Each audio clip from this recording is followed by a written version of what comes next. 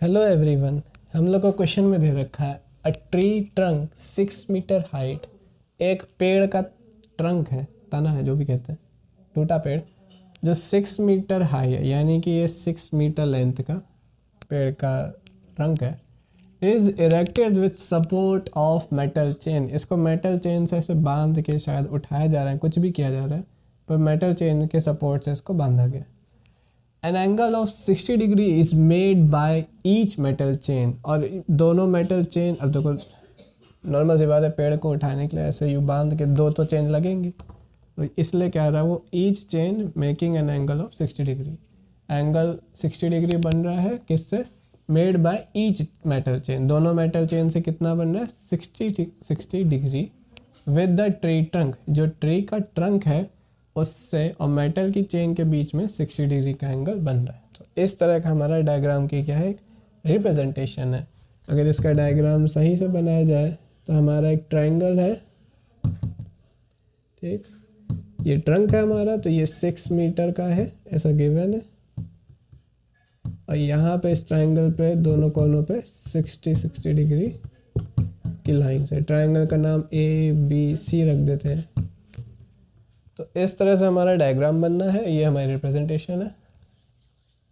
अगर इस क्वेश्चन को सॉल्व करना है तो ध्यान से देखो, आपको अगर यहाँ पे एक चीज़ नोटिस करो, in triangle ABC opposite angles क्या है? इक्वल है। Angle B is equals to angle C is equals to 60 degree, क्योंकि ये तो गिवन पार्ट है, तो गिवन, हेंस हम ये कह सकते हैं ना कि triangle ABC is an isosceles triangle. ये एक आइसोस्केलस ट्राइंगल है क्योंकि इसके अपोजिट एंगल्स इक्वल है। एक आइसोस्केलस ट्राइंगल होने के लिए या तो अपोजिट साइड्स इक्वल होती है या फिर अपोजिट एंगल्स इक्वल होते हैं। तो हमें अपोजिट साइड तो नहीं गिवन, पर अपोजिट एंगल्स गिवन है, इसलिए ये ट्राइंगल क्या हमारा आइसोस्केलस ट्राइंगल है। अब यहाँ पे इसमें ट्रिग्नोमेट्रिक रेशियोज लगाने हैं, हाइट एंड डिस्टेंस में यही तो करते हैं ट्रिग्नोमेट्रिक रेशियो। तो उसके लिए हमें एक परपेंडिकुलर ड्रॉ करना पड़ेगा। एक परपेंडिकुलर ड्रॉ करेंगे यहाँ पे, ठीक। कंस्ट्रक्शन में आपको डालना पड़ेगा late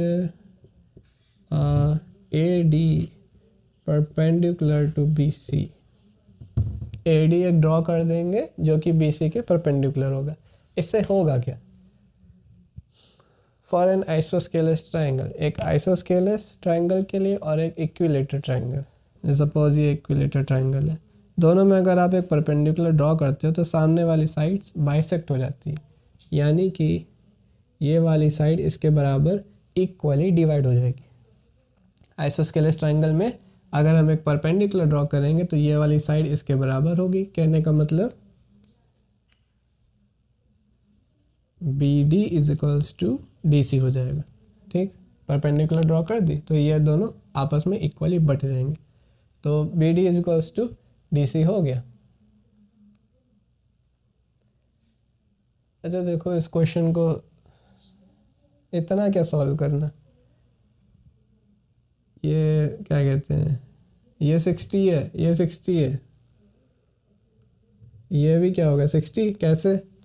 60 degree plus 60 degree plus angle A, तीनों का सम 180 डिग्री। तो एंगल A क्या आ जाएगा?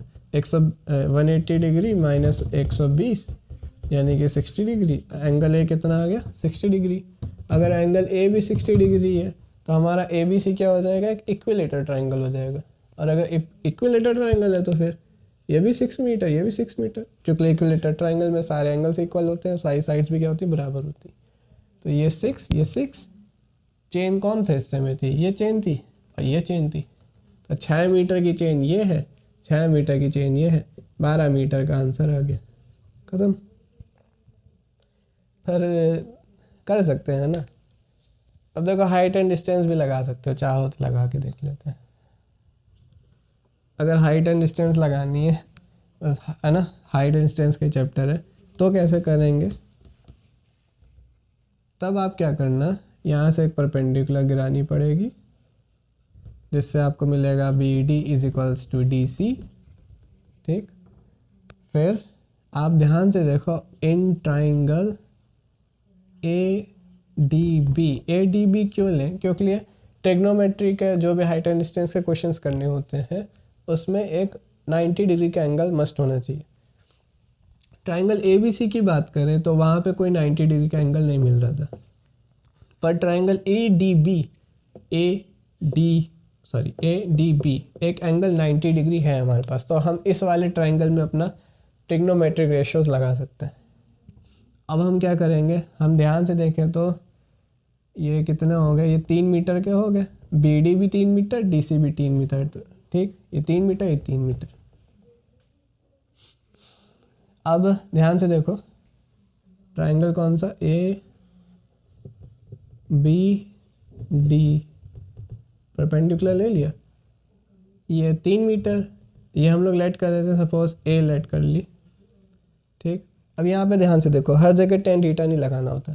अच्छा, एंगल गिवन है ना 60 डिग्री, तो ये 60 के लिए ये हो गया P, ये हो गया B और ये हो गया H, है ना। अब बात सुनो ध्यान से, हर क्वेश्चन में ना टेन थीटा नहीं लगाना होता है, डिपेंड करता है तुम्हें निकालना है क्या और तुम्हारे पास दे के क्या रखा है। हमें दे रखा है ये 3 मीटर की साइड है, ठीक, यानी कि बेस दे रखा है। हमें परपेंडिकुलर नहीं निकालना, हमें तो हाइपोटेनस से मतलब है ना, चेन की इस लेंथ से, ये वाली, तो हमें तो हाइपोटेनस से मतलब है। तो हम अपने लिए ट्रिग्नोमेट्रिक का वो वाला रेशियो उठाएंगे जिसमें बेस भी आ जाए, इस एंगल का बेस भी आ जाए और हाइपोटेनस भी आ जाए। इसलिए हम लोग यूज़ करेंगे कॉस थीटा को। थीटा की वैल्यू 60 रखेंगे, बी अपॉन एच होगा, बी कितना है, बी डी लिख देते हैं, बी डी अपॉन एच होगा ए बी। बी डी की वैल्यू है 3, ए बी की वैल्यू है ए, cos 60 की वैल्यू है आई गेस 1/2 ही थी, क्रॉस मल्टीप्लाई करेंगे तो ए की वैल्यू क्या आ गई, 6 मीटर।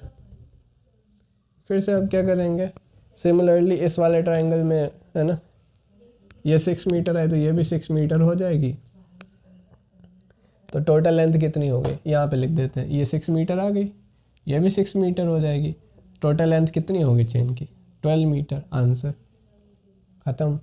वो वाला मेथड भी सही था, अच्छा था, पर लेकिन हाइट एंड डिस्टेंस का चैप्टर है तो मेरे ख्याल से एग्जामिनर को देखना चाहेगा कि आप ये वाला लगाते हो कि नहीं मेथड, कॉस थीटा वाला। बाकी वो भी कर सकते हैं, नहीं आए तो कर लिया, मार्क्स तो मिल जाएंगे।